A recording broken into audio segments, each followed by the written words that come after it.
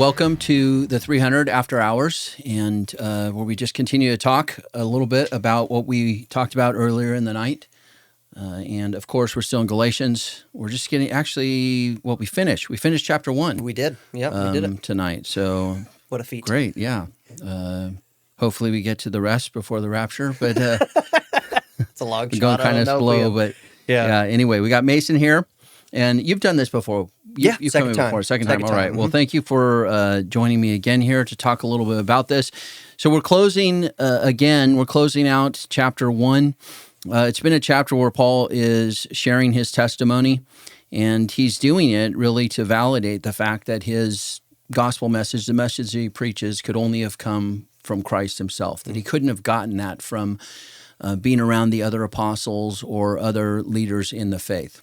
Wouldn't have been a bad thing to get his gospel message from other people, but his point is that that's not how he got it, that he got it from Christ in the Arabian desert there. So we were in the part, where'd we go? We were 21? 21 to 24, yes. Yeah, so Paul has just explained that he did spend a little bit of time at one point, about 3 years after his conversion. He spent a little bit of time with Peter and also met James, 15 days. But then he says in verse 21, which is the verse that we started in tonight, he says, "Then I went into the region of Syria and Cilicia, and I was still unknown in person to the churches of Judea that are in Christ. They only were hearing it said, 'He who used to persecute us is now preaching the faith he once tried to destroy,' and they glorified God because of me." So Paul is just saying he spent a very little time in and around Jerusalem there in Judea, and then right after that quick visit with Peter and James, he left the area, went up north to minister in places that still had yet to hear the gospel, right?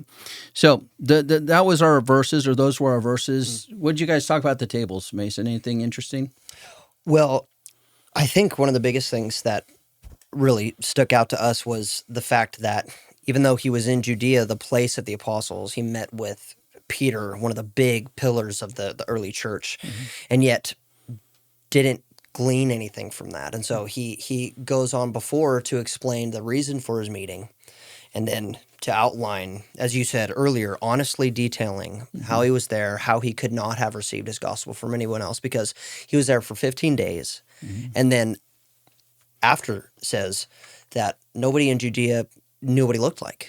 They heard of him, but they couldn't pick him out. They had no idea what he looked like. And then goes to Cilicia up north, takes a boat there, goes to super far away, not even near the regions of Judea or their influence. And so I think what really stood out to us is that he proved again, even though he was in Judea, he still did not receive his gospel in that way. It wasn't influenced in any way by his going there. And so, it just further proves that the gospel that he was given was directly from Christ. Yeah, and that he'll bring that argument to a close as we go into chapter 2. But that's the argument he's building, right?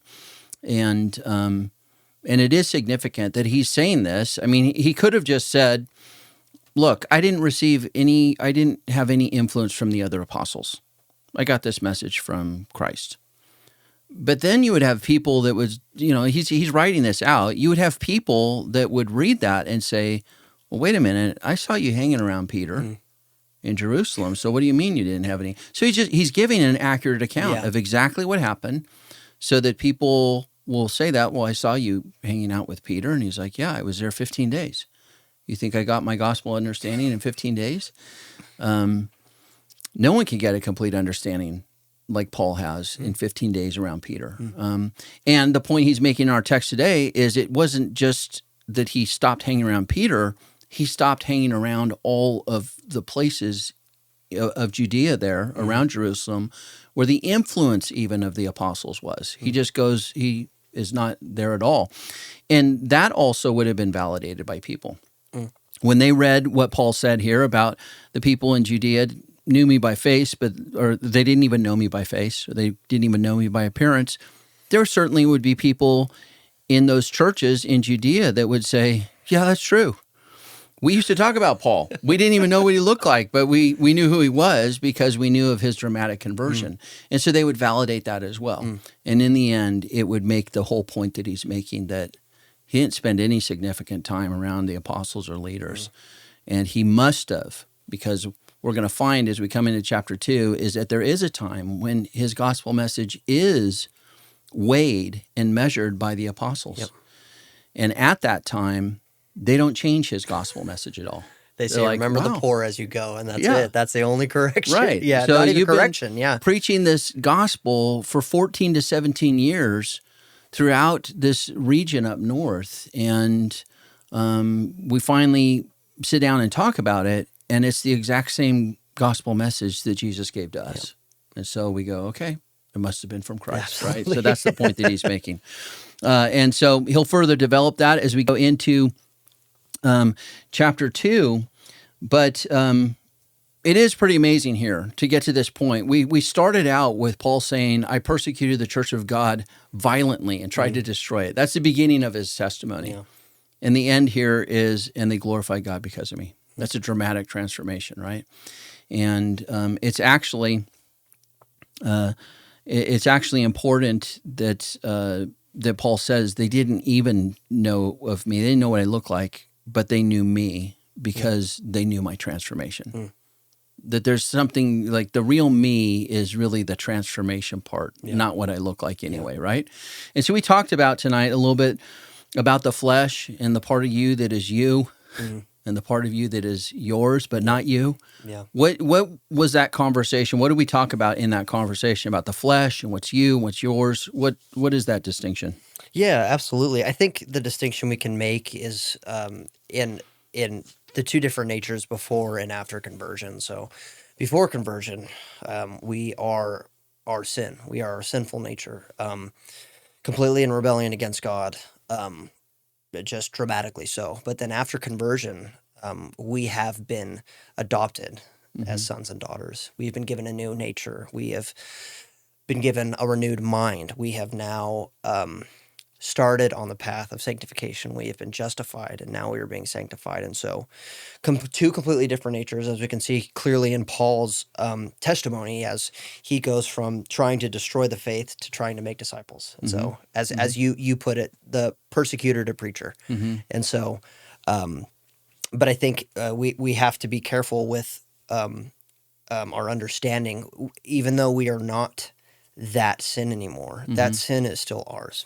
And that is something that we have been called to deal with in our daily lives. As we talked about in Colossians 3, it says, put to death the things that are earthly in you. So there's a clear-cut call to still deal with the things that are still ours to deal with, even though Christ has dealt with it on the cross. But daily, we must kill our flesh. And so I think when we talk about the two natures there, we have to make those two distinctions very clear of it being ours now.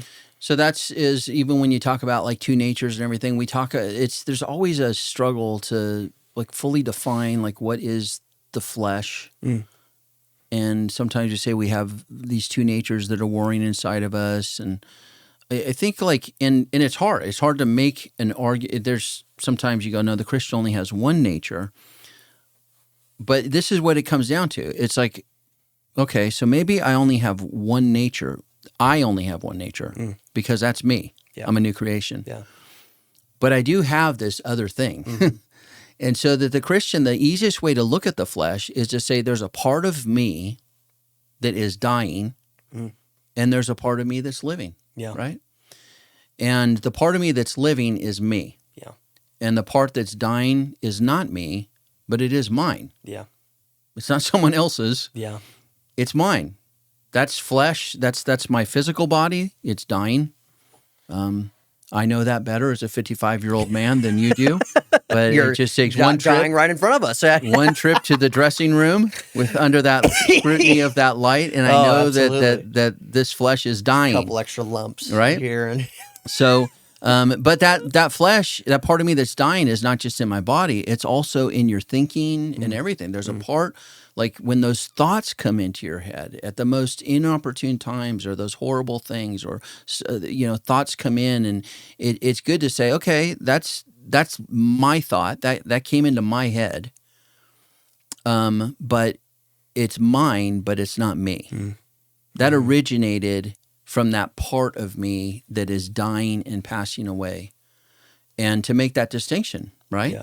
Yeah. For the Christian, I have stuff that is mine, and like you said, Colossians 3, it's my job to deal with that, to put it to death, to mortify it. It's the earthly part. So it's mine, it's my responsibility, but it's not me. Yeah. Right? That's an important distinction for us to make as Absolutely. Christians, that there's what's me and then there's what's mine. And I can go ahead and take responsibility for what's mine. Yeah. And fight it and kill it and mortify it. But I can do it knowing that however ugly it is, it's not me. Yeah. Because I'm a new creation. Absolutely. Right? Absolutely. Yeah. And that's what I love about this text. When Paul finishes up here, he says, they glorify God because of me. He's made the point that they don't know what he looks like. They don't know what they have no idea what he even looks like. They don't know him by appearance. But he still says, but they glorified God because of me. In other words, my appearance is not me. Yeah. What is me is what you know about me, which is that I've been transformed. Yeah. And he says, because you know that about me, even if you have no idea what I look like, because you know that about me, then you know me. Yeah. And you're glorifying God because of me, right? Because God was seen so clearly in his actions. Yeah. I mean, they knew who he was because of the way that he lived. Yeah. And so it's just, this amazing thing to see. Yeah, it's awesome. Okay, so let me just finish talking about here. We talked a little bit about what we saw in here, that there was a change of mission, right? And then also a change of tactic. Yeah. He said his old mission was he was trying to destroy the faith. Yeah. Right? That was his old mission. He tried to destroy the faith. What was his tactic? How did he seek, or how did he try to do that? Well, he persecuted the faithful. Absolutely. So you see his old mission and tactic. He tried to destroy the faith, and he did it by persecuting the faithful. And in both cases, it's past tense. He used to do that. He once tried to destroy. He used to persecute. So that's the transformation. You had a transformation of mission and tactic. New mission is what? For him and all Christians, what is it? To make disciples Make of all disciples, nations. right. Great Commission. Yep. So that's the new mission. What is his new tactic? Instead of persecuting the faithful, he's now, it says here, he's preaching the faith. Yep. And so new mission, if you're a new creation, new mission, and therefore new tactics in life. Yep. So what does that look like? And this is what I want to kind of close on. For the Christian, that mission should touch every part of our life, right? Yeah. And how does it touch that? How does the mission to make disciples touch every part of my life? Work, family, all these other things. How does that? Well, because we've been given the ability to be able to do that in every sphere of our life. So let's take work, for example. Work, I go, and through my action, I show that I belong to Christ. I'm showing that Christ is the best way, or that Christ is the only way, really. But we talk about family, raising children in the fear of the Lord. Again, another tactic there of making disciples. In every word, thought, and deed, we glorify the Lord. And so in that, we are able to, fulfill this mission in every part of life. Okay. Yeah. So mission touches all of these various parts of our life. Yeah. And what it does is it makes all of life the tactic for accomplishing the mission, right? So as you're stating, you can have a family and make babies. Yeah. And you can do that with not a thought for the mission. And you've brought human beings into this world, but you haven't done that in such a way that you are trying to fulfill the Great Commission. Yeah. But you can also start a family, and you're not raising those kids, like you're making disciples. That's what you're doing, right? Yeah. And so the family becomes a tactic for fulfilling the mission, and the same at work and everything. You are going to be the person that displays the best work ethic. Even if you can't overtly share your faith, you're going to share godly character, right? And so mission then is what I'm tasked to do. It's what I'm trying to do the whole rest of my life. and therefore every other part of life becomes a tactic for how I might fulfill that mission, right? Yeah. And this is really how the Christian should think about his life, and the point of life is I have one mission: make disciples. Everything else is a tactic that should feed into or help me to do that, to fulfill that mission.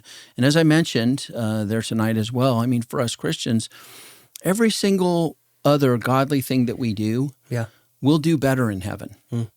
We will worship better in heaven. We'll have better fellowship in heaven. We'll enjoy each other better in heaven. We'll have more unity in heaven. Every other godly thing will do way better in heaven. And so why doesn't God just like take us to heaven so we could do all that better? Yeah. Well, there's one thing, one godly thing that we will not do better in heaven, and that's to make disciples, right? We're not going to make disciples in heaven. That's not the mission of heaven. Yep. But it's the mission for us now. Here, now, yeah. Make disciples. That's my mission. New people like Paul have a new mission. Yep. And then all of life becomes their tactic for fulfilling that mission, right? Amen. So that was good. That's a good place to end tonight. Anything else you want to add before we close it out tonight? Nope, nothing. Well, Mason, I appreciate you.